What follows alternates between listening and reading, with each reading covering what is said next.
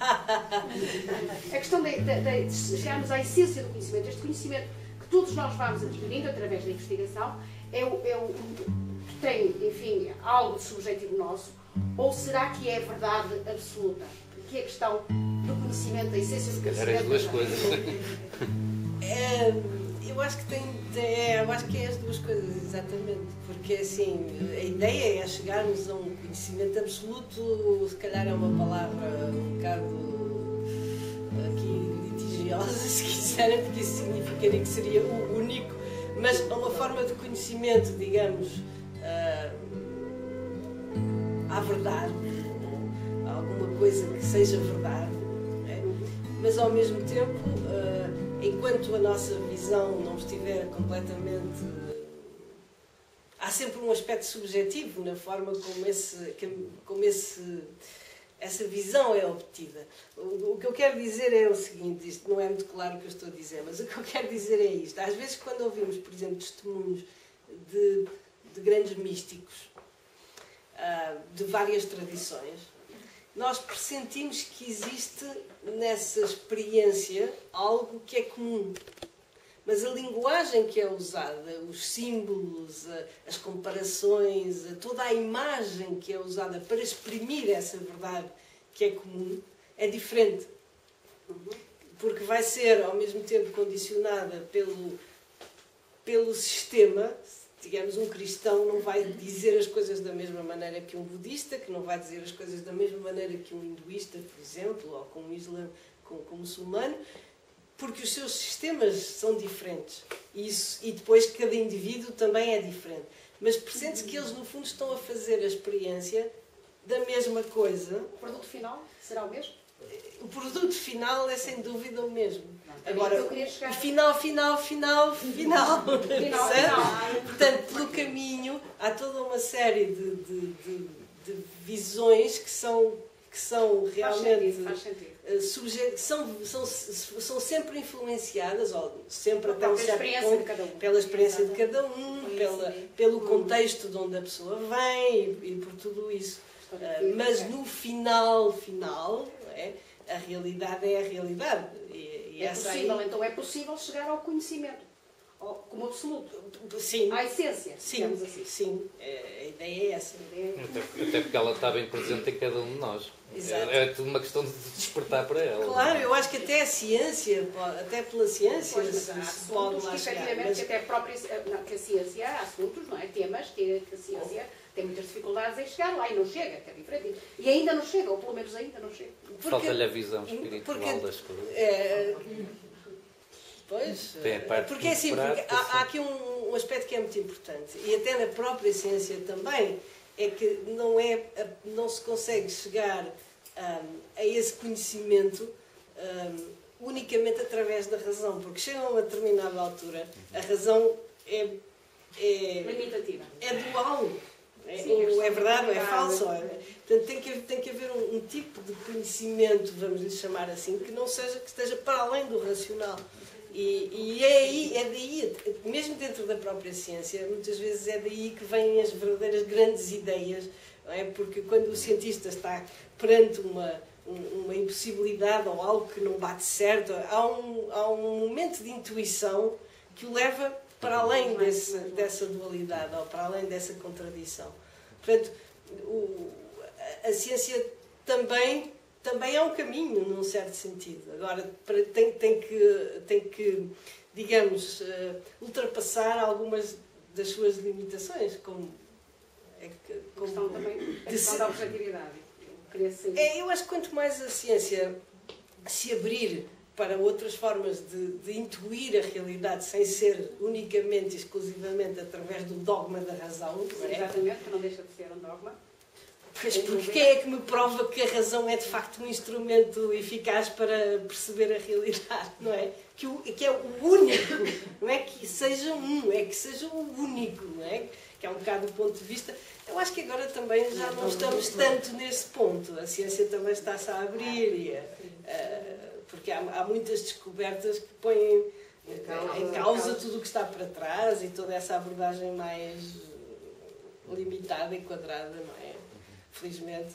E isso é muito bom. E estamos a ver também que começa a haver uma espécie de confluência. Há muitos pontos em comum entre, por exemplo, a física quântica e muitas das pontos de vista do budismo. E portanto, eu acho que vivemos numa época a esse nível muito interessante. Mudança de paradigma, de certa forma. Esperemos que sim, porque o anterior... Eu podia dar. Acho que sim.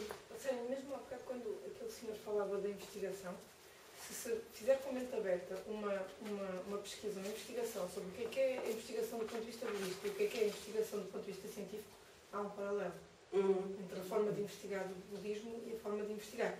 Acho que a principal diferença até há pouco tempo é que no budismo não havia aparelhos para mensurar. O que agora, como a ciência e a parte do Mind and Life Institute, com aquela pesquisa, acaba por haver aquela junção entre os aparelhos científicos e a pesquisa científica. Crença, religião... Não, do ponto de vista budista, não. É possível que, do ponto de vista de outra tradição, seja difícil de aceitar. Mas o budismo não põe nenhum limite a isso. Quer dizer, por exemplo, se falarmos, por exemplo, do desenvolvimento da compaixão, imaginemos, ou do amor, ou de toda essa parte do treino do espírito e por aí fora, não há nada que impeça um cristão, ou um muçulmano, ou uma pessoa... Quer dizer, do ponto de vista budista, não há nenhum problema em que alguém use um método desses. É claro que poderá ter que ser até eventualmente adaptado, mas mesmo isso não coloca nenhum problema. Praticar meditação não significa que me vá tornar budista. Não, claro. A meditação é uma ferramenta, não é um dogma. E a pergunta feita ao contrário, já agora, ou seja, porque as pessoas interrogam-se sempre para quem é de outra religião fazer práticas budistas. Agora eu pergunto é o seguinte, um budista a utilizar práticas de outras religiões. Porque, por exemplo, eu tenho práticas cristãs, budistas, hinduístas, eu vou a todo lado. Eu vou beber às fontes todas. E acho que há coisas fantásticas em todas elas, portanto, e muitas delas até estão interligadas. Mas o que eu achei fascinante, o que eu acho fascinante realmente no budismo é isso mesmo. É essa liberdade que dá às pessoas. E o não ser espartilhado, nós estamos todos tão compartimentados e tão habituados a isso. Isso é que é fascinante. Mas será que o budista não é mal visto no budista, um budista interessar-se e fazer rituais noutras religiões? É assim, no budismo é tudo, como é que eu ia dizer, a via budista é uma via pessoal. Ninguém tem nada a ver com o que ninguém faz. Pronto, muito bem. Percebe? Portanto, se eu, enquanto budista, quiser ir fazer a procissão das velas, não há ninguém no budismo, quer dizer, não deveria haver, porque não é suposto haver, ninguém no budismo que me diga foste fazer isso, que coisa tão estranha, ou não podes ser, ou amanhã és excomungado, ou qualquer coisa do género. Não, desde que faça sentido, pode ser de uma tradição espiritual, ou de outra qualquer outra coisa, desde que seja útil. Não é? Só o facto de não estar inscrito no budismo a palavra pecado já alivia muitas coisas, já facilita muito. Agora, há uma coisa que é muito importante, eu aí acho que há uma distinção que é um bocado importante. A título pessoal, cada um pode fazer o que quiser. Agora, chegando o momento de ensinar, por exemplo, então cada um deve ensinar a sua tradição. Porque senão depois começa a ser uma mexórdia. Desculpem a palavra, mas portanto, a título pessoal, para mim, aquilo que eu utilizo, os métodos que eu utilizo e aquilo que faz sentido para mim é uma coisa. Agora, quando me pedem para falar sobre o budismo, eu falo sobre o budismo, não faço uma espécie de, não é? Síntese. Então, mas poderíamos dizer que o budismo é uma metodologia de desenvolvimento pessoal? Podemos. De facto. Mais alargada ou menos alargada do que outros que se pressupõem fazerem isso. Exato. O budismo é tão vasto, sabe, que realmente... Mas não há nada no budismo, mesmo qualquer que seja a aparência de ritual ou disto ou daquilo, que não seja um método. Tudo é um método.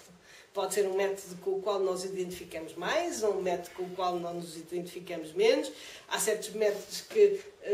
Porque quando estamos a trabalhar com o espírito, estamos forçosamente a trabalhar com conceitos, com ideias, e estamos a tentar moldá-las, abri-las, dar-lhes elasticidade e assim. E às vezes há alguns métodos que usam, por exemplo, argumentos ou coisas que eram muito culturais e que, por exemplo, no Ocidente já não se podem aplicar assim daquela maneira, mas aí tem que haver uma certa adaptação. Mas exatamente, o budismo é um ser vivo e, portanto, é adaptável. Não é? Talvez, eu às vezes digo isto um bocadinho de brincadeira, mas se nós pegarmos num fóssil e o levarmos para onde quer que seja, ele não se modifica, não é? Mas se pegarmos num organismo vivo e o levarmos para um clima diferente, ele vai se adaptar. E o budismo é um organismo vivo, adaptável. E, portanto, em função da nossa experiência, ao vir para o Ocidente, tem que se adaptar para continuar a ser eficaz. Porque para trabalhar sobre os nossos conceitos e a nossa forma de ver o mundo, é preciso modificar algumas coisas. A essência permanece idêntica. É só uma questão de mudar o conceito, o paradigma, porque é diferente do que era. E quer dizer, se não nos adaptamos, deixa-se de ser eficaz. Os dinossauros morreram porque não se conseguiram adaptar, não é? Portanto, a ideia é um bocado essa. E isso é que é enriquecedor. Exato. Porque aí depois tem que haver a parte da experiência. É por isso que alguns mestres tibetanos, pelo menos aqueles que conhecem, por exemplo, não é? Aqueles que conhecem melhor o Ocidente, valorizam também o facto de os próprios ocidentais transmitirem o budismo. Porque vão transmiti-los na sua própria língua, para pessoas que falam aquela língua, e associada a cada língua há todo um conjunto de conceitos e de referências culturais, e portanto podem ser mesmo, sabem, mesmo eficazes, porque vão mesmo à essência daquilo que as outras, daquilo que uma determinada cultura acredita ou vive. Exatamente. E eu acho que isso é de facto útil e faz toda a diferença também. O que é exatamente a intuição? Pois não lhe sei dizer exatamente o que é a intuição. Eu acho que a intuição é uma outra forma de conhecimento, uma outra forma, quero eu dizer, que não é meramente racional. É como uma forma mais direta de compreender as coisas. Às vezes nós... Será direto ou será indireto? Eu estava aqui a tentar refletir ao mesmo tempo. Intuição, eu não sei qual é a definição exata, mas quando eu falo de intuição, o que eu quero dizer é como uma espécie de contacto direto com as coisas. Algo que está um pouco para além do racional. Com esse contacto direto. Eu posso só dar um pequeno exemplo? Sim. Estas coisas às vezes mais vale ir pelas coisas mais práticas e simples, senão uma pessoa fica a dar não sei quantos nós. Há um pianista que é considerado dos melhores pianistas mundiais, que é o Keith Jarrett, e que é muito cerebral, mas ao mesmo tempo é hiper intuitivo. E ele é considerado, a alcunha dele é a mão que pensa. E ele tem uma frase muito pequenina que eu acho que resume isto tudo, que ele diz assim: eu não crio, transmito. E esta coisa de dizer eu não crio, transmito, ele no fundo está a dizer que ele recebe uma força, que é uma força extra, é como se fosse, que não fosse dele, que é extra poderosa, e que ele transmite, que é a intuição. Ele no fundo está a intuir aquilo que recebe e manda cá para fora. E portanto a intuição é algo que eu acho que não se consegue definir por palavras, que é a intuição, tal como o amor, eu explicar que amo aquela pessoa também não consigo explicar, ou que eu acredito em Deus também não consigo explicar, são daquelas coisas inexplicáveis. Então, se calhar podemos dizer de certa maneira que a intuição é sentir e o resto é pensar.